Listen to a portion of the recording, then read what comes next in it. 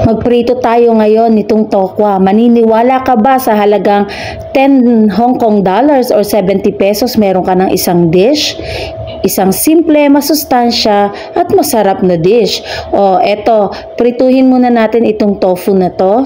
Ayan, hiniwa-hiwa ko lang siya into cubes and hindi naman siya makapal. Ganyan siya kanipis. O, mga half inch ang thick niya. Prituhin lang natin, gawin natin crispy yung magkabilang side. Ayan, ganyan lang. O eto, ayaw niyang makisama. Ayaw niya makisama sa akin. At ito ang ating ibang ingredients na kailangan. Meron ako ditong spring onion. Ayan. Yung mga dahon niya, hiniwa ko ng ganyan kahaba, mga half inch or 1 inch. Tapos, meron akong tirang dito, labanos. Pero kung bibili mo naman yung kaprasong labanos, mura lang din siya. Dito sa Hong Kong is $3, $4. Meron ka ng labanos. Napakalaki nun. So, meron namang mga tingi-tingi. So, bili ka ng kalahati lang. O, eto meron tayong sibuyas, meron tayong luya, hiniwa ko siya ng pastrip. At meron ako ditong minced na garlic, hindi naman sobrang minced, ayan. Ayan lang. So, yan lang yung ingredients na kailangan natin. Makakagawa na tayo ng isang dish.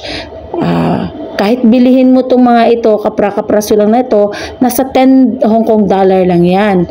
So, isang dish na magagawa natin. Sino nagsabi na sobrang mahal na lang talaga lagi ng bilihin? Pwede tayong gumawa ng isang simple at masustansyang masarap na putahe gamit ang ilang ingredients at mura lang. Ayan, ginisa ko na yung aking ginger or luya, sinunod ko yung aking garlic. Pagkahalo-halo mo lang siya ganyan, sunod na natin yung ating onion. Ayan.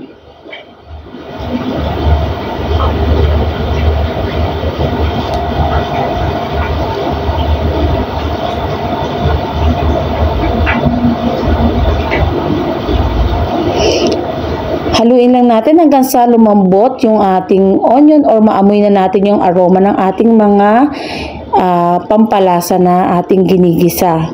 Ayan. Pagkatapos niyan, isunod na natin yung ating ibang ingredients pa. Yung medyo dulo ng spring onion o dahon ng sibuyas, hiniwa ko siya ng maliit na ganyan. Ayan, dagdag din yan sa panlasa dyan.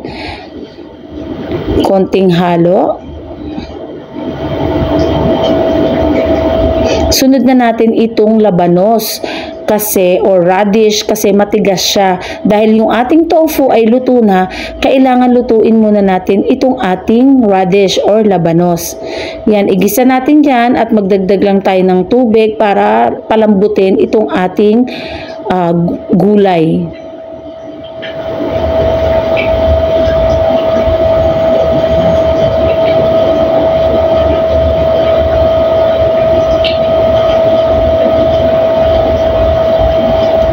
Maglagay muna tayo ng ating pampalasa bago natin lagyan ng water yung ating labanos.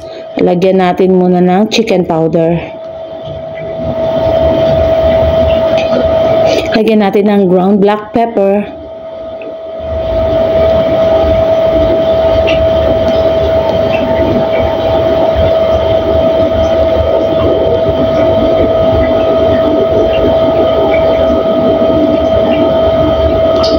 Ayan, halu-haluin lang natin. And then, eto na yung aking tubig. Ayan na, magpapalambot na tayo nitong ating radish or labanos. Ayan, lutuin muna natin itong labanos para lumambot siya. Ayan, takpan muna natin. Mga 5 minutes, i-check natin ito at kung malambot na ang ating radish. This time, habang pinapakuluan natin yung ating radish or pinalalambot, ready na natin yung ating sauce. Maglagay tayo dito ng oyster sauce.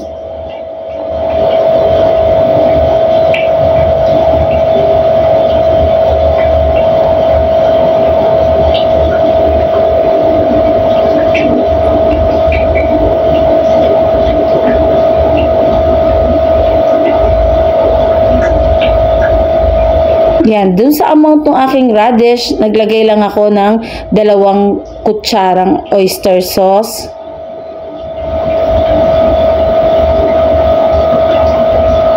At maglagay tayo ng 1 tablespoon ng brown sugar. Maglagay tayo ng ground black pepper, konti lang kasi naglagay na tayo dun sa ating ginisa.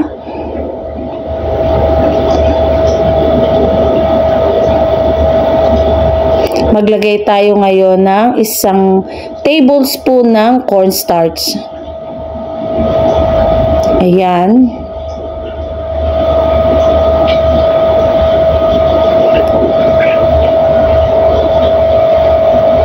Maglagay tayo ng tubig. Tansyahin lang natin yung tubig na hindi naman siya sobrang lapot pero hindi naman sobrang labnaw yung ating slurry. Okay? Ito medyo malapot to kaya mag-a-add pa ako.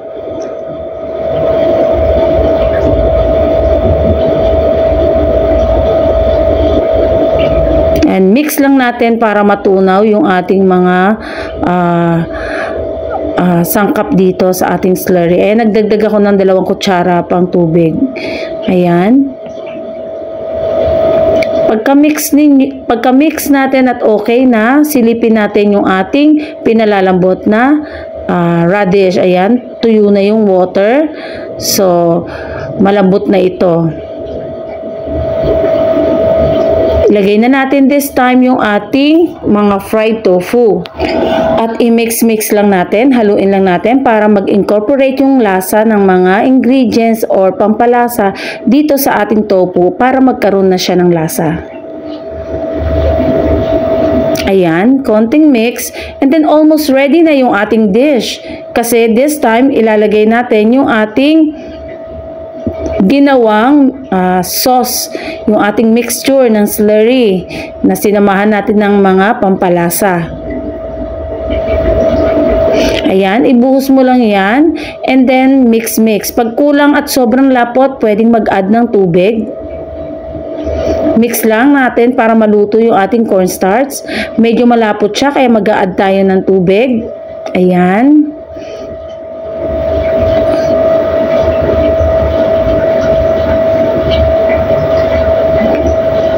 Okay lang yan ang may sauce kasi sisip-sipin siya ng tofu.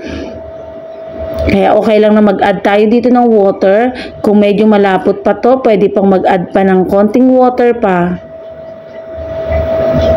At hot water ang ginagamit ko ha, para continuous na yung cooking process niya. Ayan. So yan, ready na yan. May konting-konting sauce lang na ganyan ay absorb na yan ang ating tofu.